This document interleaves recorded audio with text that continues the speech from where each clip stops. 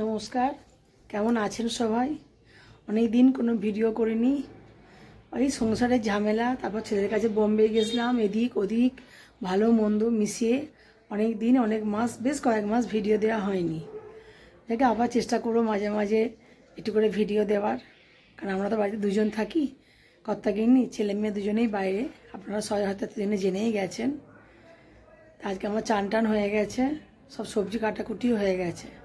আজকে রান্না করব, দেখি একটু নিম বেগুন করব, আর একটুখানি দেশি চিকেন নিয়ে এসছে, ওটা নতুন আলু দিয়ে, খুব ঝোল নয়, চিকেনটা রান্না করব।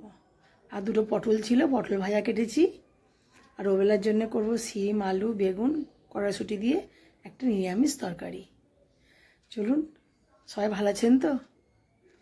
এরপর রান্না বান্না করে নিই, তারপর আপনাদের সাথে আবার কথা বলবো।